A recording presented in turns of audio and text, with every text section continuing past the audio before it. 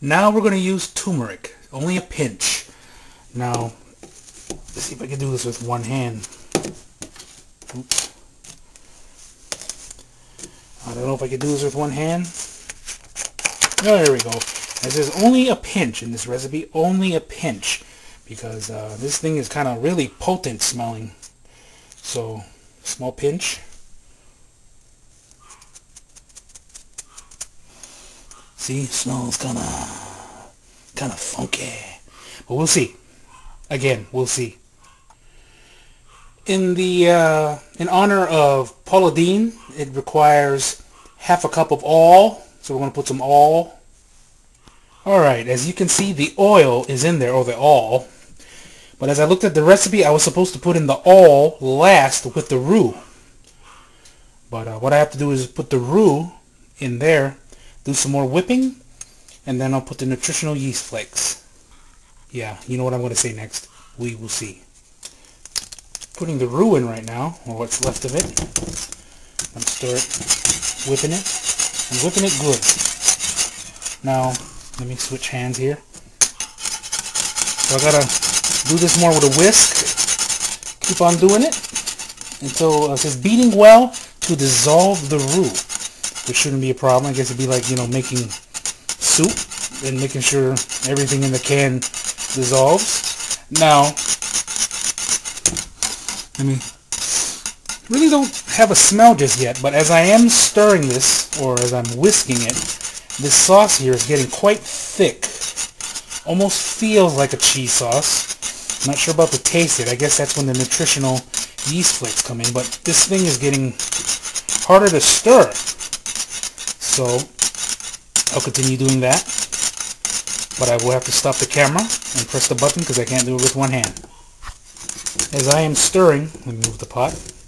As I am stirring the pot, I'm looking at the recipe and it says, where is it? The sauce should cook until it thickens and bubbles. And it's already quite thick. I've been doing this for about 2 minutes. And it is bubbling a little bit. So I'll let it bubble a little more, and then I'll put the flakes in. I have opened up the nutritional yeast flakes bag, and I'm going to have to put 1 cup. See if I can do that with one hand without making too much of a mess.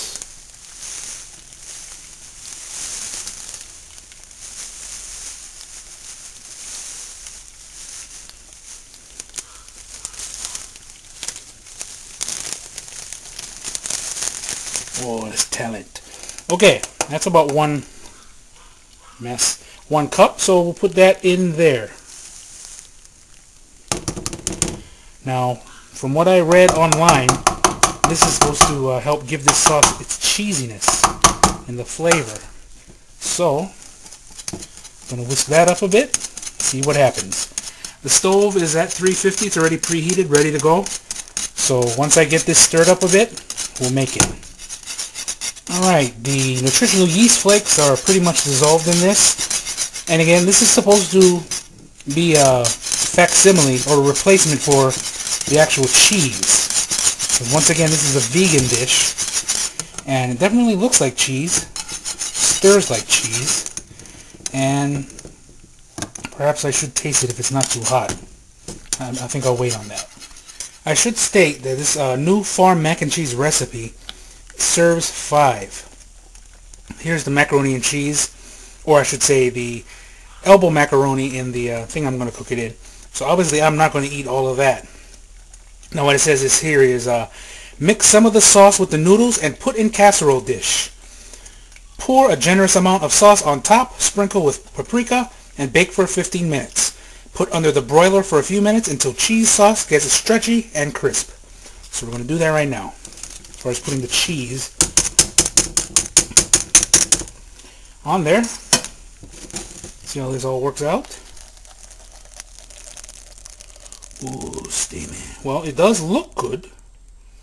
Definitely looks good. So, before this overflows all over the place, I'm going to stir this up. See how it all works out? I decided to put the elbow macaroni and the roux together to mix it up a little bit more evenly. And as I poured it in this pot, I had a taste, small taste, and you know what?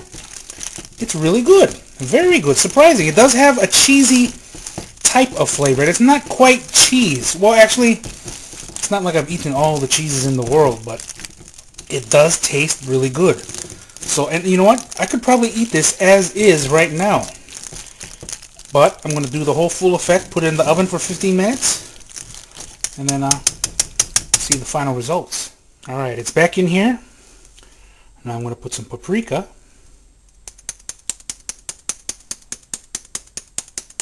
Not too much.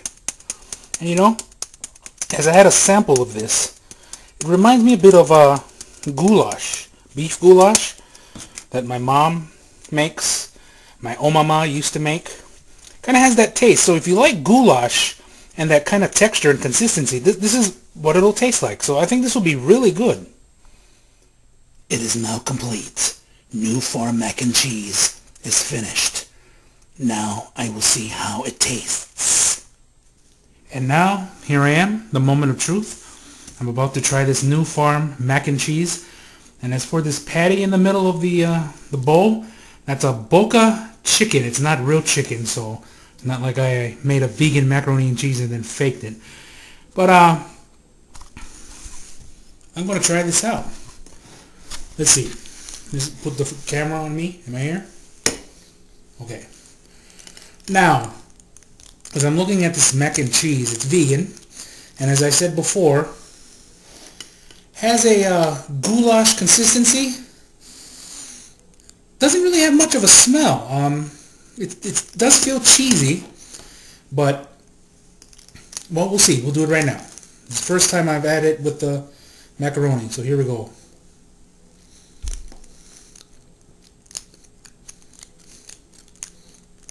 Well, it's not bad. It's really not bad. It's not quite macaroni and cheese. You know, I'm so used to the powdered cheese or, you know, real cheese too. But it's not bad. I can definitely taste the garlic.